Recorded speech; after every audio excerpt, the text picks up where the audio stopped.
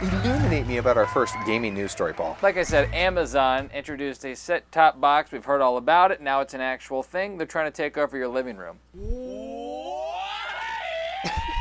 That was the same reaction I had too. Yeah, some press conference. I guess they're calling it the Fire TV. I don't know, man. I really had high hopes for this thing. For a streamer, this is a little expensive. What's $100? Yeah, that's so, what everything costs if you stream, though. But if you're going to stream, and let's say that you like games, you could just buy a PlayStation 3 for $200, and then you get all these functionalities that this thing doesn't do, and that kind of concerns me. All right, well, hold the phone here. This thing also plays video games, apparently. It's like if the Ouya and the Roku had a baby. First off, I don't know what the name would be, but that's an unholy alliance, Paul. That's disgusting. But that's basically what this thing would be. I'm running on worse hardware, and I still would not want to do this. All right, so there's one vote against it for a robot. Next story here, the co-creator of the Xbox project, or the original Xbox, didn't ask me anything that was very interesting. Oh, really? That's right. Ed Fries is the gentleman's name, most prominent man in the history of gaming.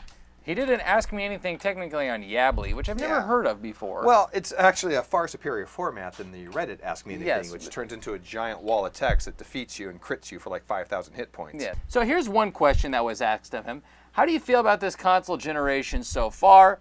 How things really go forward here depends on which team executes the best both in delivering great games and on involving the user experience. A couple of chats here before we move on to the next topic. Someone said, Bazin says, it's easy to talk smack about the hard work people put into getting these things out to impatient users. This WB Games / Monolith is putting out Middle-earth. I am very happy. That's right. Shadow of Mordor. Ooh. See how I let that hang a little bit right there? Because I kind of got sunk into your graphic. They're saying it's like Assassin's Creed, which I think is ridiculous. Here's what it's like. It is this very large, beautiful game that takes place in the world of Lord of the Rings.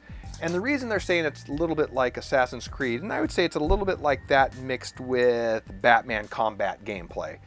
But there's also this really innovative thing called the Nemesis system, which allows you to track enemies and influence enemies that will affect the way the game propagates. What is the connection here between The Hobbit and Lord of the Rings outside of the type?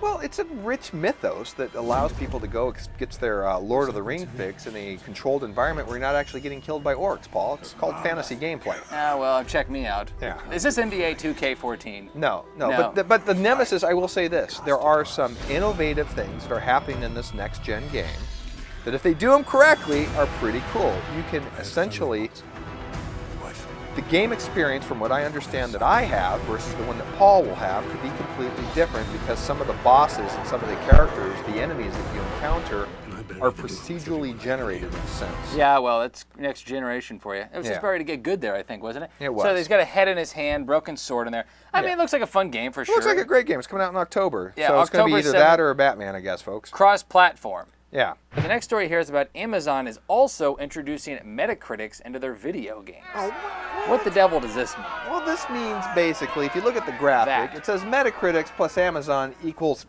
Why? Well, okay. So why are they doing that, specifically, Paul? When you go to a video game on Amazon, they pull up the listing. It's going to look like this for a lot of their newer games. I go ahead and show this is Infamous Second Son, for example. So you'll have the game here, and right front and center is the Metacritic score. They've synced up or they're integrated with Metacritic. At the end of the day, it's a video game review. I mean, it's not a perfect science here. Video games are personal experiences. We all know that, yes. right? So if you can use a Metacritic score of 81, can you quantify what the difference is between an 81 and an 82? You can't. It's an arbitrary rating system that ultimately just damages the perception of what a game is. Oh, it's totally stupid. But this is Metacritic is aggregating all of the top. I know. Just like cancer in your body can aggregate to different parts of your organs. The point is this is a terrible tumor on the gaming industry. The point is with Twitch, you can watch games. Willow, one sec, we'll throw to you. The point is on Twitch, you can watch these games out there right now and get your feel for it. No, but I don't feel like most people look at a number anymore. They realize that it's all BS. Willow, tell us why I'm wrong. It does this. The IMDb already does have the Metacritic score on their page with the normal score. IMDb, right? Yeah, the IMDb. Right. But IMDb, you're not buying stuff, though. I mean, on this Amazon, like literally below the price, Bammo, 91, 64. But you're an idiot, though, if you base your purchase decision off of Metacritic on Amazon. You can watch these games on Twitch. you can actually read some of these reviews in depth. Then they if should you're really put that. Amazon should be responsible. Like, here's a link to a Twitch stream. Go check it out. Come Just on. Next story, though, we're talking Daylight, the horror game that was pushed back. Why? Because they want to make it scarier. Wait, a horror game? That's right. It's not based on that terrible Stallone movie where he got stuck in a tunnel? Daylight. First off, that wasn't terrible. Secondly, no. Yeah, it was terrible. No, it wasn't. Go ahead and play the trailer Ooh, real there's quick. a trailer? That's right. So we have this. This came out today.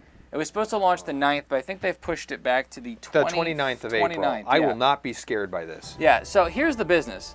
This is going to look very familiar to those of you who have played Survivor Outlast. And Survivor Outlast, you have a camcorder and you go through an asylum and like basically your ammo is batteries. This game, it's a cell phone. And that is Daylight and hieroglyphics. We lost Todd, unfortunately. He was slightly frightened by the game. Oh, there he is. So, Oh, yeah. Jesus Christ. The fate of the earth is in my hands. No choice but to take a stand. I don't care if I'm wrong or right. All I